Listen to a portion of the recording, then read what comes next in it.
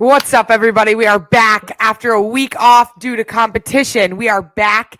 The Lacrosse Rundown is here. I am Charlotte North, and this is ESPN's Jay Alter. It's Tuesday night. It's 8 o'clock. We missed you guys. It's the summer of lacrosse, Jay. There's so much going on, and we cannot wait to talk about it with you guys.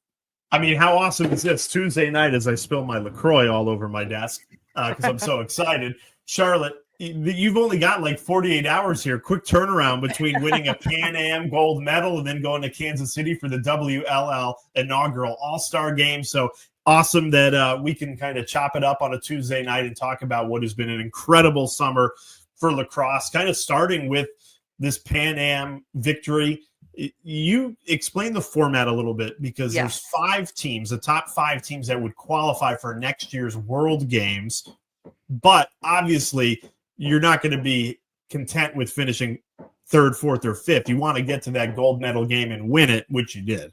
Yes. Very, very fortunate to be coming off a gold medal victory with Team USA just yesterday. Wow. It feels like time has gone haywire. I don't even know what day it is, but it was an unbelievable week. We got to spend a lot of time together off the field, and we got to spend a lot of time together competing on the field. And it's truly a dream when we get to be in situations like that and be on the road together and be in hotels and having team meals and watching film together and doing all the little things that makes being a part of a team so special. But we ended up coming up with the victory in the gold medal game over Canada, and was really special. Not only that game, but the entire landscape of the tournament, to see all the countries, to get to interact with players from different countries, different teams, to see how much they've grown as programs, and to get to compete against them. And then ultimately to face inward and look at each other and demand more from each other, and to build the best possible version of a team that we could build. And we had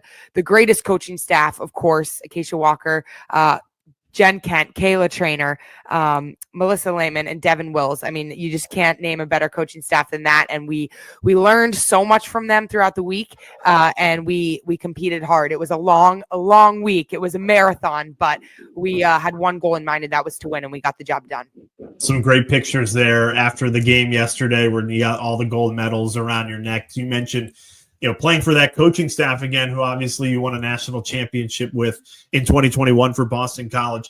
What made this group so unique? Because you have an influx of college talent with a veteran group as well. Like, I just felt like when we talk about growing the game, this was probably the best example of it, because you have such a talented group on one team. Yeah, I mean, the goal is to build the best team possible, and that means the best units and the best overall team. So you've got to start and you got to work towards a goal of building chemistry within your units. And I think we were very fortunate enough to be, pushed and challenged. And we've had so many training camps where we're just continuing to get a little bit better every single time we step on the field together. And ultimately, I think it also comes down to getting to know each other off the field. A lot of people come from different schools, different situations, and different experiences. But when you're there in that locker room, you're wearing the red, white, and blue, and you're working towards being the best team you can be and putting the best product out there on the field and doing it the right way and doing it as a unit and as a team and as a collective one. So that was our goal. And we felt like we inched closer each day towards building that chemistry, both on and off the field. And we felt like it really showed towards the end.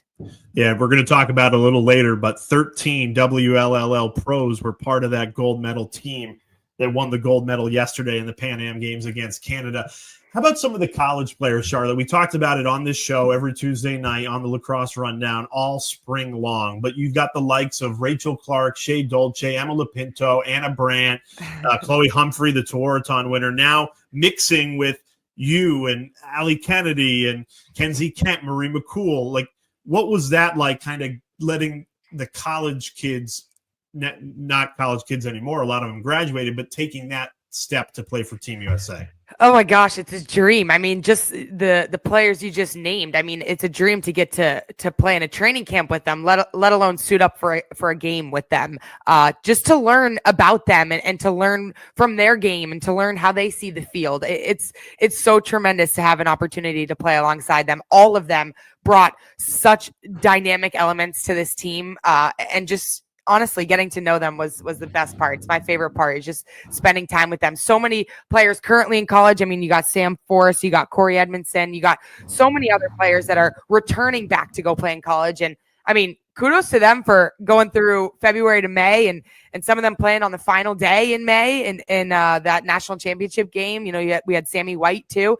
And then hopping right into Team USA tryouts and training camp and going for it all. So they are just ultimate warriors, fighters, and they will not stop at anything to get the job done. And they're the ultimate teammates. And I think it showed on the field for sure. I have to imagine it's not just the games playing with them as teammates, but the practices, going against this top talent every single day in preparation for this incredible competition. Like, you probably have some battles just going inter squad scrimmage with all that talent.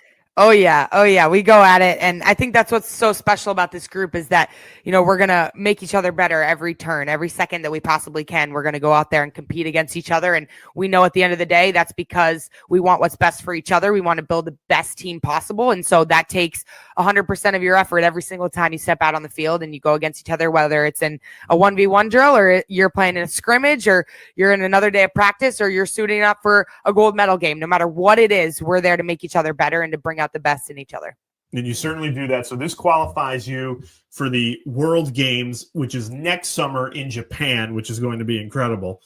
Now the rosters could change between now and then, but this group forever will be known as the group that qualified this Team USA for those games a year from now.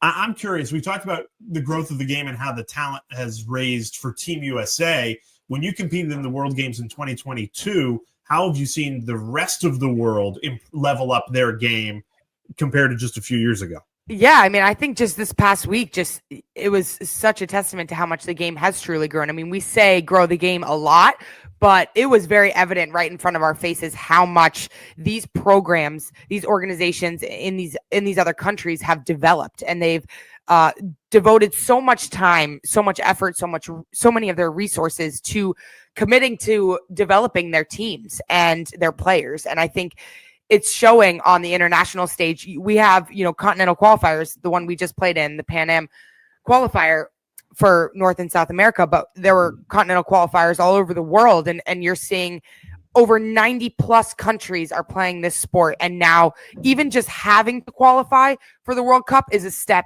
forward because of how many countries are now playing and want to participate in the World Cup. And so, like you mentioned, there were 8 teams at the Pan Am Games that 5 of them qualified for the World Cup in Japan. The other 3 qualified for a Division II World Championships next summer.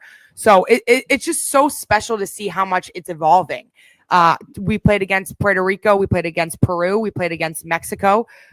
We played against the Haudenosaunee, and then the gold medal game we played against Canada. And all 5 of those teams have developed significantly, and it's been so cool to see. It was so cool to see the way they've developed on the field, but really more their passion for the game, their energy, the way that they step on the field and compete, how much they love being out there, and just meeting some of them in the quieter moments. We had a dinner one night where all the teams met, and we were in this awesome venue, and we had a chance to talk to some of the other countries, the other coaching staffs, and the other players. And it's so cool to see how much people love this sport and the power of lacrosse and how it can bring people together and unite people, no matter what's going on in the world, no matter where you're from, no matter how long you've been playing. It's so special to see. And it was really, really a humbling moment to see how far these countries have come. All right, so before we get into the WLL All-Star Game, which is this weekend, 4th of July in Kansas City, I want to hit you with some quick hitters, some questions I wrote down as I was watching the Pan Am Games. So everybody on that field at one point is on a team where they are the leader. They are the alpha. People look to them in a big moment. Now, everyone in that huddle could be the alpha. Who was the alpha of the alphas? Or, you know, did it depend on the certain moment or situation you were in?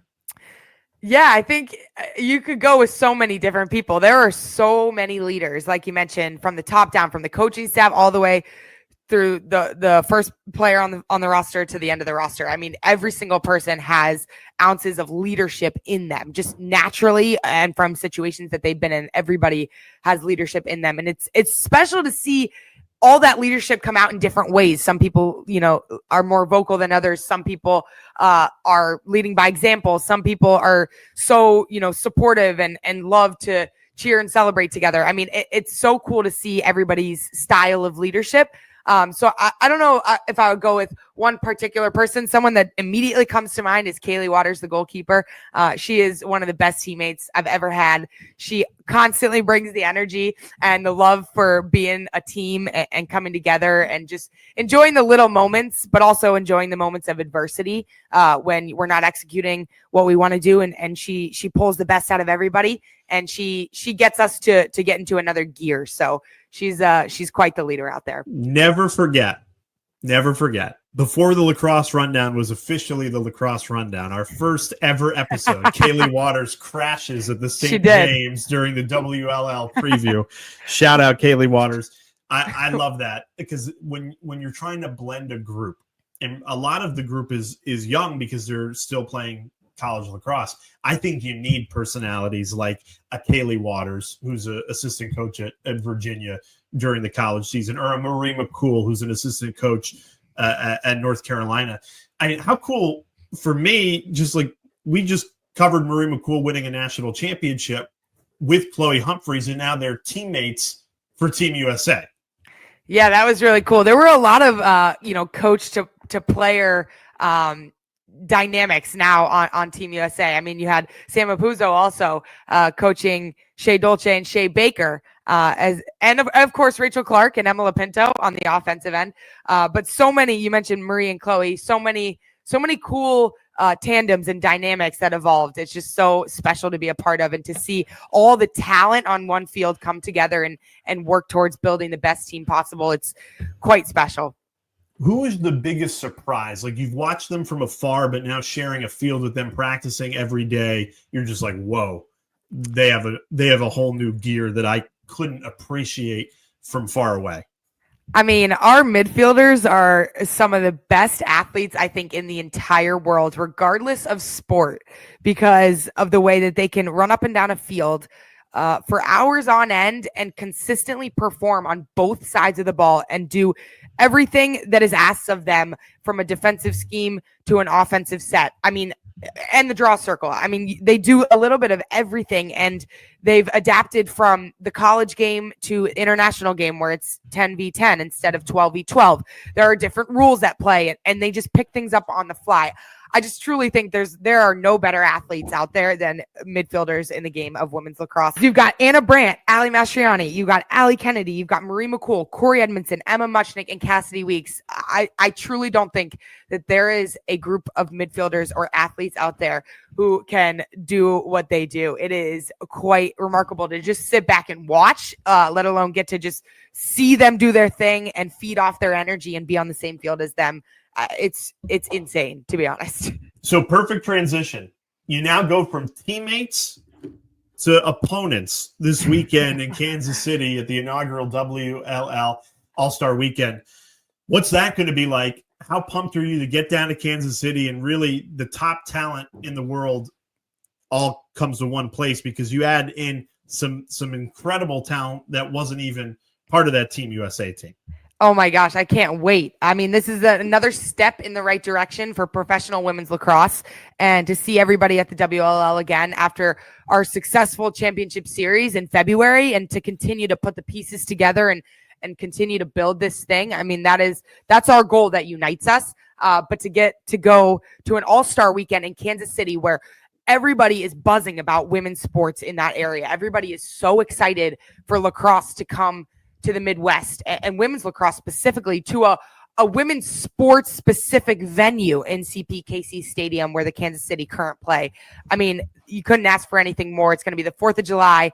It's going to be a heck of a way to celebrate. And our game is under the lights. It's on ESPN Plus. I mean, this is truly where the best players in the world play, and you have different rules now, different format, but this is the first of its kind for the WLL. So we're continuing to make history and forge forward. And I just can't wait. I can't wait to see the teammates I got to play with this past week. And I also can't wait to see all those players that I either played with or against in the championship series. And we're all going to come together under one common goal to play the best possible game we can on Friday night at 8:00.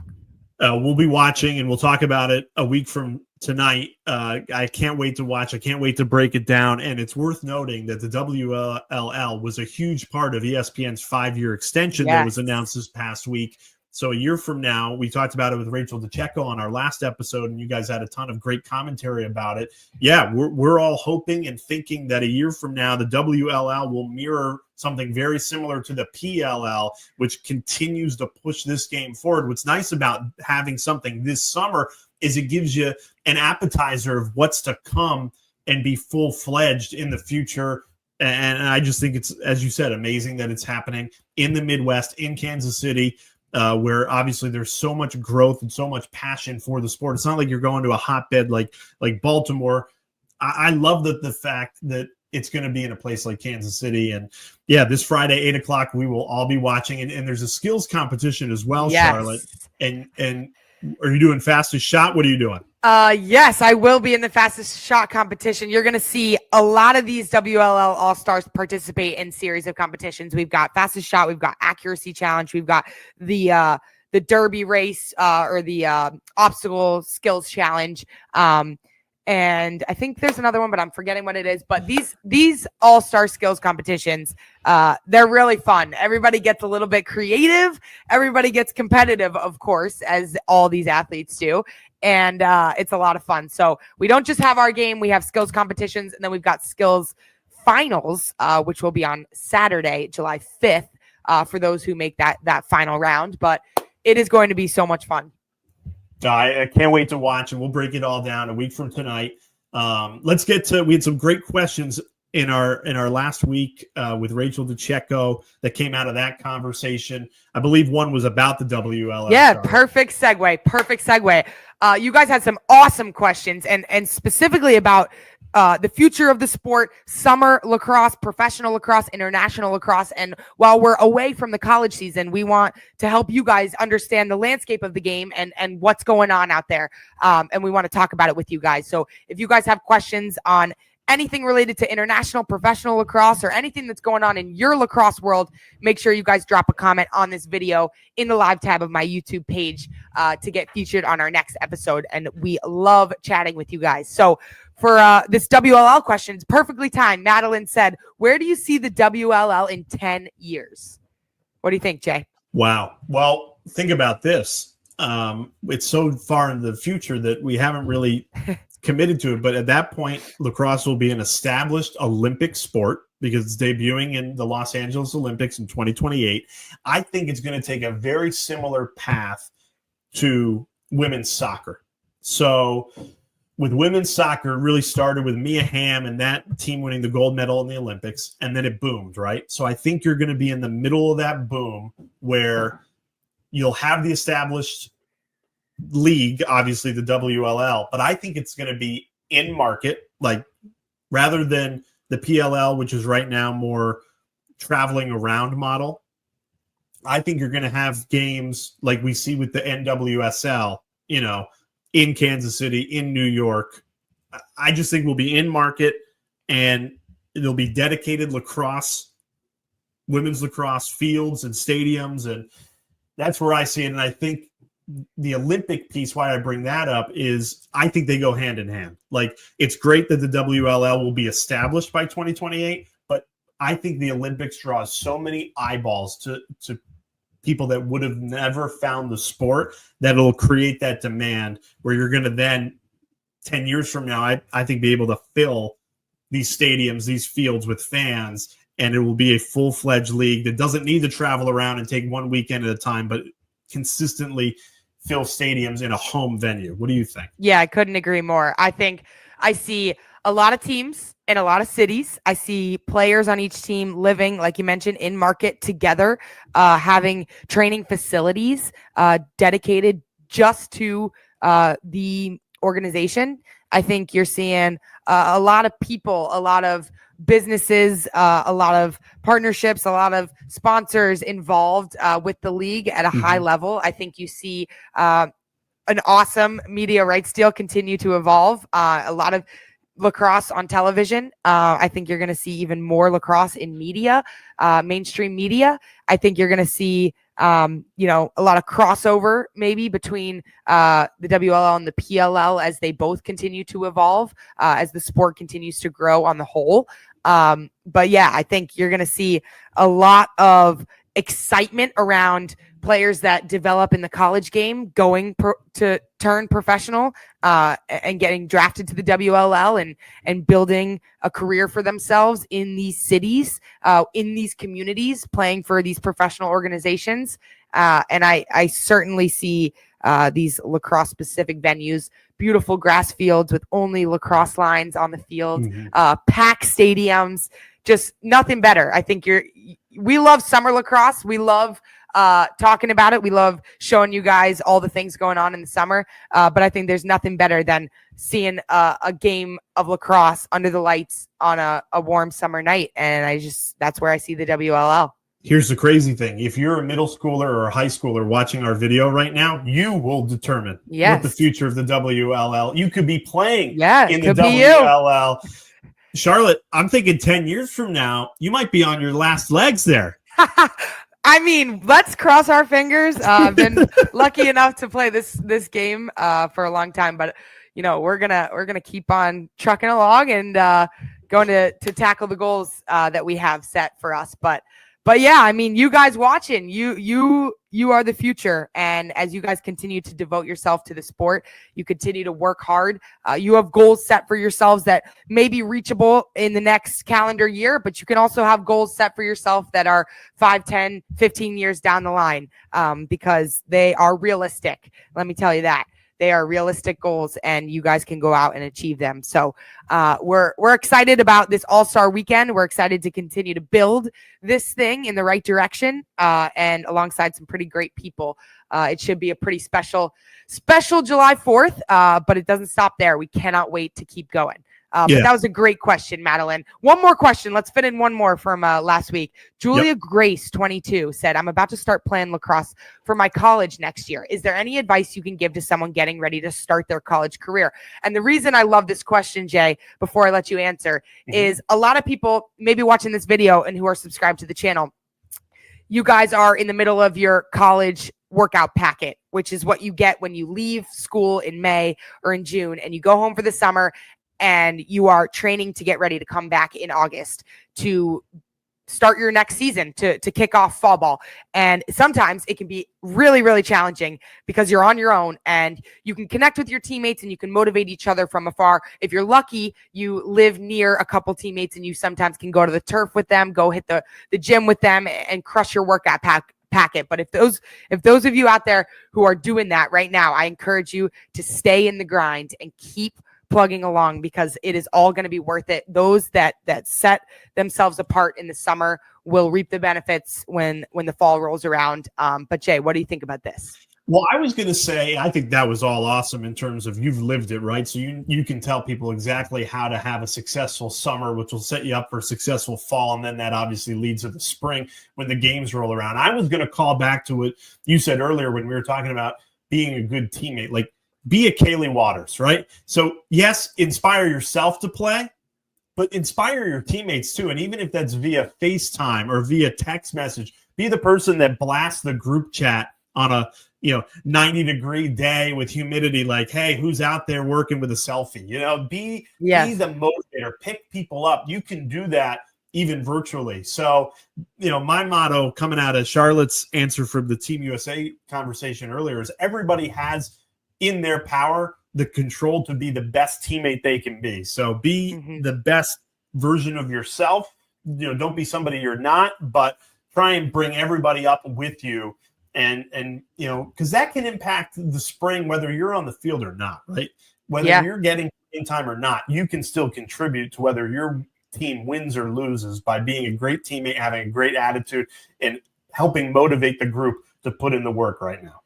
Yeah, and I think, it sometimes can be intimidating or scary when you're a freshman, you're coming into something completely unknown and you're the younger one.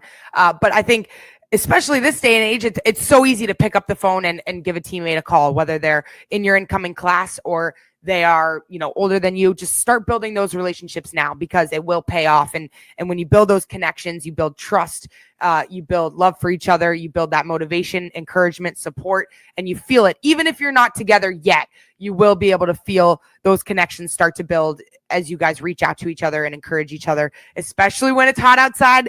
They're early mornings, you're going to the turf, you're doing a workout. Encourage each other, because that is how you get better, and that's how you get closer towards achieving your goals once you get to college. Hey, are you full recovery mode right now between Pan Am and WLL, or will you get shots up in between? Oh no, I'll definitely go to the field. Okay. I mean, we're in full game week, of course, but definitely taking, you got to know what works for you. It's something that is so important as an athlete. And for all of you guys, if you're young players, if you're in high school, if you play in college or you play professionally, you got to prioritize your recovery. You got to prioritize your sleep.